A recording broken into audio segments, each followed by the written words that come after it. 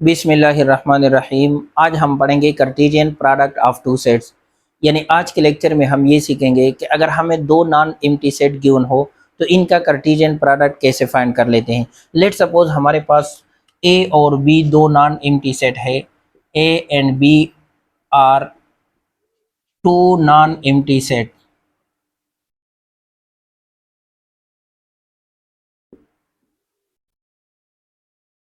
यानी ए और बी हमारे पास दो नॉन एम्प्टी सेट है, तो ए और बी का कार्टेशियन प्रोडक्ट को हम इस तरह रिप्रेजेंट करते हैं ए क्रॉस बी, और इसको हम इस तरह डिफाइन कर लेते हैं। It is a set of other pair such that first element of each other pair belongs to A and second element of each other pair belongs to B.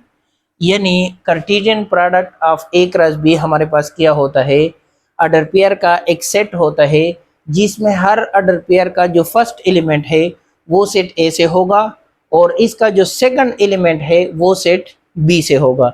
इसको अगर हम इस तरह करेंगे बी क्रॉस ए, तो इसको हम इस तरह डिफाइन करेंगे कि it is a set of order pair such that first element of each other pair belongs to B and second element of each other pair belongs to A। यानी अगर हम यहाँ पे तरतीब चेंज करेंगे यानी B क्रॉस A करेंगे तो यहाँ पे जो अडर पेयर का सेट होगा उस सेट में हर अडर पेयर का जो फर्स्ट एलिमेंट है वो सेट B से होगा और इसका जो सेकंड एलिमेंट है वो सेट A से होगा। अब अगर हम इस तरह करेंगे A क्रॉस A, तो इसको हम इस तरह डिफाइन करेंगे। It is a set of order pair such that first element of each order pair belongs to A and second element of each order pair belongs to ए।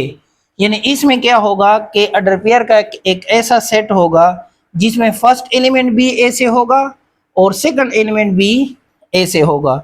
इसको अगर हम B cross B करेंगे तो इस तरह define करेंगे। It is a set of other pair such that first element of each other pair belongs to B and second element of each other pair belongs to B. यानी अगर B cross B करेंगे तो first element of each other pair B से होगा और second element of each other pair भी B से होगा। तो ये हमारे पास दो सेट के पॉसिबल कार्टेशियन प्रोडक्ट हो सकते हैं। तो यहाँ पे देखे अगर इस ए को हम इस साइड पे लिखेंगे तो ये अडर पेयर का जो सेट है इसका जो फर्स्ट एलिमेंट है वो सेट ए से होगा और इसका सेकंड एलिमेंट सेट बी से होगा। अब अगर हम इसका चेंज करेंगे यानी बी को इस साइड पे लिखेंगे तो फर्स्ट एलिमेंट जो है वो बी से होगा और सेकंड एलिमेंट जो है वो ए से होगा। अब अगर हम इसको ए क्रॉस ए यानी सेल्फ मल्टीप्लिकेशन करेंगे तो फर्स्ट एलिमेंट भी ए से होगा और सेकंड एलिमेंट भी ए से होगा। इसी तरह अगर बी क्रॉस बी करेंगे तो फर्स्ट एलिमेंट भी बी से होगा और सेकंड एलिमेंट भी बी से होगा। तो अब जो है यहाँ पे हम एक वर्ड है अडर पेयर, तो थोड़ा सा अडर पेयर को डिस्कस कर लेते हैं कि अडर पेयर क्या होता है। तो अडर पेयर हमारे पास दो एलिमेंट का एक ऐसा जोड़ा होता है जिसको हम एक खास तरतीब के साथ लिखते हैं और हम इसको अमूमन पेरेंथिसिस के अंदर लिखते हैं और इसको इस तरह लिखते हैं ए कामा बी, या इसको इस तरह भी लिख सकते हैं एक्स कामा वाई। ये जो ए है इसको हम कहते हैं फर्स्ट एलिमेंट और जो बी है इसको हम कहते हैं सेकंड एलिमेंट। ये अगर इस तरह है एक्स कामा वाई तो ये फर्स्ट एलिमेंट और वाई जो है ये हमारे पास क्या है, सेकंड एलिमेंट। यहाँ पे तरतीब से मतलब ये है कि लेट सपोज हमारे पास एक अडर पेयर है 2 कामा 3 और एक और अडर पेयर है 3 कामा 2। यहाँ पे इस अडर पेयर के अंदर 2 और 3 है और इसके अंदर भी 2 और 3 है, लेकिन ये दोनों डिफरेंट है। क्यों? क्योंकि इस अडर पेयर का जो फर्स्ट एलिमेंट है वो 2 है और इस अडर पेयर का जो फर्स्ट एलिमेंट है वो 3 है। इसी तरह इस अडर पेयर का जो सेकंड एलिमेंट है वो 3 है और इस अडर पेयर का जो सेकंड एलिमेंट है वो 2 है। तो तरतीब से लिखने का मतलब ये है कि अगर हम 2 को यहाँ पे लिखेंगे तो ये फर्स्ट एलिमेंट कंसीडर होगा और ये 3 को इस तरह सेकंड एलिमेंट कंसीडर होगा। अब दो अडर पेयर कब इक्वल होंगे? लेट सपोज हमारे पास दो ऑर्डर पेयर है ए कामा बी और सी कामा डी। तो ये ऑर्डर पेयर आपस में इक्वल होंगे C comma D if first element of first order pair is equal to first element of second order pair. इसी तरह second element of first order pair is equal to second element of second order pair. For example अगर ये इस तरह हो 4 कामा 5 और 4 कामा 5, तो यहाँ पे 4 है, ये 4 के बराबर है, और यहाँ पे 5 है तो ये 5 के बराबर है। इसका मतलब ये है कि 4 कामा 5 इज इक्वल टू 5 कामा 4। अब जो है हम कार्टेशियन प्रोडक्ट को अच्छी तरह समझने के लिए हम एक एग्जांपल लेते हैं। लेट सपोज हमारे पास क्या है, एक सेट है ए और इसमें हमारे पास एलिमेंट है 1 2 एंड 3, और दूसरा सेट है बी और इसमें हमारे पास एलिमेंट है ए कामा बी। तो इनके जो है 4 पॉसिबल कार्टेशियन प्रोडक्ट बन सकते हैं। पहले हम ए क्रॉस बी को फाइंड कर लेते हैं। तो ए क्रॉस बी यानी ऑर्डर पेयर का एक सेट होगा, यानी हम ऑर्डर पेयर का एक सेट बनाएंगे और सेट इस तरह होगा कि फर्स्ट एलिमेंट जो है वो ए से होगा, यहाँ पे जो सेट लिखा होगा उससे होगा, तो ए से हम 1 लेते हैं, और सेकंड एलिमेंट जो है वो बी से होगा 1 कामा ए। इसी तरह 1 को बी के साथ पेयर करते हैं, यानी ए का हर एलिमेंट बी के हर एलिमेंट के साथ हम ऑर्डर पेयर बनाएंगे।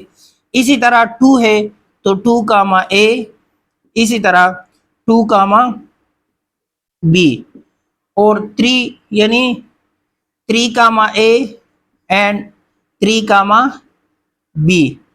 तो ये हमारे पास क्या है, ए क्रॉस बी, यानी ये एक सेट है और इस सेट के अंदर हमारे पास क्या है, ऑर्डर पेयर्स है, और ऑर्डर पेयर में जो फर्स्ट एलिमेंट है वो सेट ए से है। हर ऑर्डर पेयर का यहाँ पे देख ले, यहाँ पे देख ले, इस तरह यहाँ पे, यानी हर ऑर्डर पेयर का जो फर्स्ट एलिमेंट है वो ए से होगा, और इसी तरह सेकंड एलिमेंट यहाँ पे ए है तो ये बी से होगा, इसी तरह यहाँ पे बी है तो ये बी से होगा। अब अगर हम इसको चेंज कर लेते हैं, बी क्रॉस ए फाइंड करेंगे तो किस तरह होगा, set of order pair such that first element belongs to B. अब बी को हमने यहाँ पे लिखा है तो फर्स्ट एलिमेंट बी से होगा। बी हमारे पास क्या है, ए कामा बी है, तो first element of each order pair B से होगा, और सेकंड एलिमेंट जो है वो ए से होगा। इसी तरह 1 ए कामा 2, और ए को हम 3 के साथ लेते हैं। इसी तरह B comma 1, B comma 2 and B comma 3। अब अगर हम इसको ए क्रॉस ए करेंगे, ए क्रॉस ए, तो ये यानी इसका मतलब ये है कि फर्स्ट एलिमेंट भी ए से होगा और सेकंड एलिमेंट भी ए से होगा, यानी 1 कामा 1। इसी तरह 1 को हम 2 के साथ लेते हैं और 1 को हम 3 के साथ। इसी तरह 2 को हम 1 के साथ लेंगे, 2 को 2 के साथ, और 2 को 3 के साथ लेंगे। इसी तरह 3 को 1 के साथ, और इसी तरह 3 को 2 के साथ, और 3 को 3 के साथ लेंगे।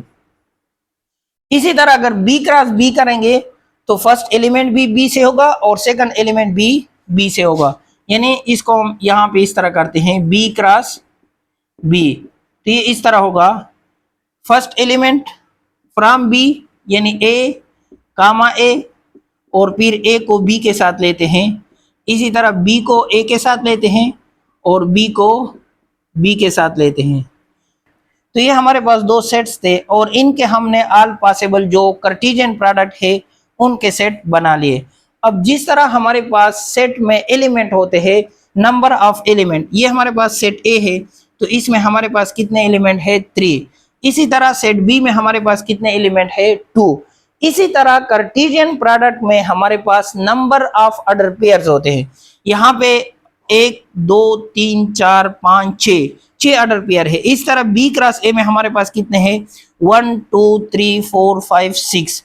इसी तरह ए क्रॉस ए में हमारे पास कितने हैं, 1 2 3 4 5 6 7 8 9। यानी जिस तरह सेट में नंबर ऑफ एलिमेंट होते हैं, इसी तरह कार्टेशियन प्रोडक्ट में नंबर ऑफ ऑर्डर पेयर्स होते हैं। तो एक ऑर्डर पेयर को हम एक एलिमेंट भी कह सकते हैं। तो नंबर ऑफ ऑर्डर पेयर को फाइंड करने के लिए हमारे पास एक फार्मूला है कि अगर हमारे पास ए क्रॉस बी फाइंड करेंगे या बी क्रॉस ए फाइंड करेंगे, तो दोनों में number of order pair same होंगे। जिस तरह यहाँ पे ए क्रॉस बी है तो इसमें 6 ऑर्डर पेयर है, यहाँ पे बी क्रॉस ए है तो इसमें भी 6 ऑर्डर पेयर है। तो इसका जो फार्मूला है, number of element in set A multiply by number of element in set B. यहाँ पे हमारे पास कितने एलिमेंट है? 3 एलिमेंट है, तो इसके लिए 3 और सेट बी में हमारे पास कितने एलिमेंट है? 2। तो इसका मतलब ये है 2 3 6, यानी 6 ऑर्डर पेयर्स बनेंगे, यानी 6 ऑर्डर पेयर बनेंगे और हर ऑर्डर पेयर को हम एक एलिमेंट कह सकते हैं। यानी यहाँ पे हमारे पास 6 ऑर्डर पेयर है, यानी इसको हम यूं भी कह सकते हैं कि ए क्रॉस बी में हमारे पास 6 एलिमेंट्स है। इसी तरह बी क्रॉस ए में हमारे पास कितने एलिमेंट है? 6 एलिमेंट है। अब अगर हम इस फार्मूला को ए क्रॉस ए पे अप्लाई करेंगे तो ये इस तरह होगा, एन ए यानी number of element in A and number of element in A. तो ए में हमारे पास कितने एलिमेंट है? 3 और 3, तो इससे क्या आएगा? 9, यानी इसमें टोटल 9 ऑर्डर पेयर बनेंगे, यानी 9 एलिमेंट। इस पे अगर हम बी पे अप्लाई करेंगे इस फार्मूला को, तो ये इस तरह होगा, n B multiply by n B. तो बी में हमारे पास 2 एलिमेंट्स है, तो 2 मल्टीप्लाई बाई 2, तो इससे क्या आएगा? 4 आएगा। यहाँ पे हमारे पास बी क्रॉस बी में कितने एलिमेंट है? 4 एलिमेंट्स है, यानी 4 ऑर्डर पेयर है।